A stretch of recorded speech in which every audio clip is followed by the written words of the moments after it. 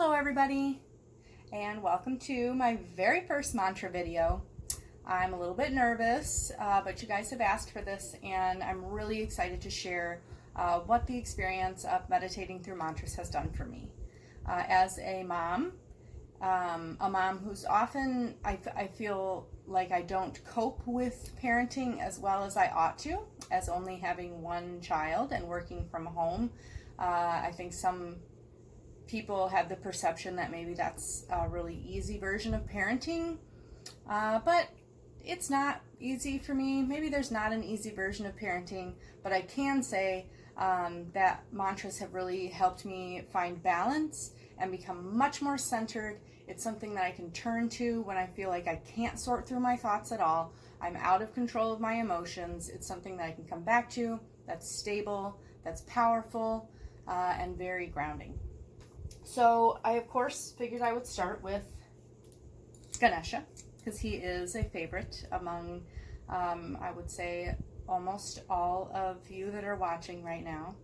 And here's where the nervousness comes in, because in order to do this, I am going to have to do it aloud. And I would say this is a very personal and private experience, although my daughter Kaya has really enjoyed learning the Ganesha mantra as well, and I see her turning to that, not without being asked, but actually turning to that on her own when she starts to feel emotionally out of control or she has anxiety. She will actually turn to the Ganesha mantra on her own. So the mantra itself starts like this, starts with Om, and that's the simplest word that the mantra is going to have in it. But we're going to do it one of the shorter Ganesha mantras today. So our first word is Om. Second word, Gam. Om Gam. Third word, Ganapataye. Ganapataye. Om Gam Ganapataye Namaha is the last word. Namaha. And all together, it sounds like this. Om Gam Ganapataye Namaha. Om Gam Ganapataye Namaha. And you can sing that in any rhythm, any sort of speed or cadence that is most comfortable for you.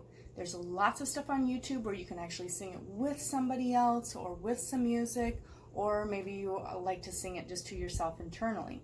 I find myself picking different mantras and different people singing it in different styles, but it's the same words a lot of times. And then I've started to sort of expand my mantra repertoire, and you get into some more difficult Sanskrit words, which I think the challenging of learning the words in itself is part of the fun of this experience.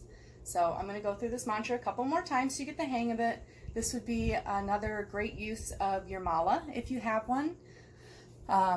Counting through your mantra and how many you've actually done is almost, I would say, impossible. At least it is for me. So that mantra is going to help you keep track of how many times you've gone through the mantra. And you might think that it's important that you learn the meaning of each of these Sanskrit words, but that really is taking away, at least in the beginning, it's taking away from, I feel, how you can benefit from it. It's a way to become free from your mind.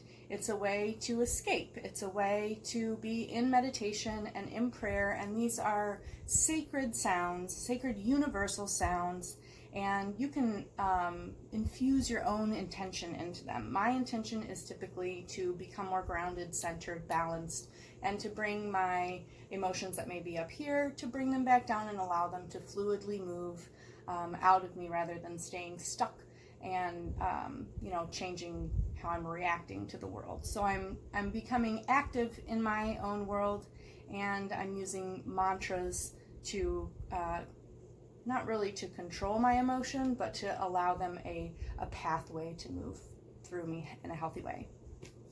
So I'll go over this mantra a couple more times, and then that will be it for this video one, and I hope you enjoyed it.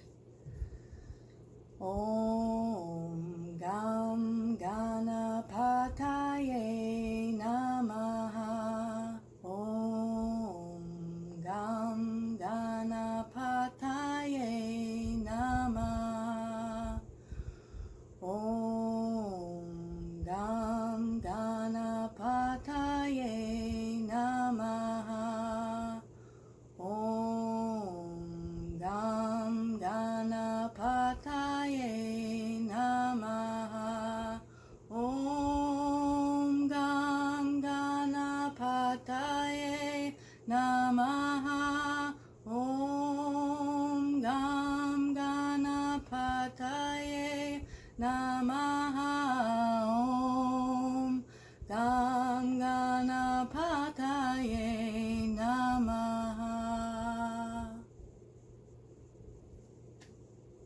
Namaste.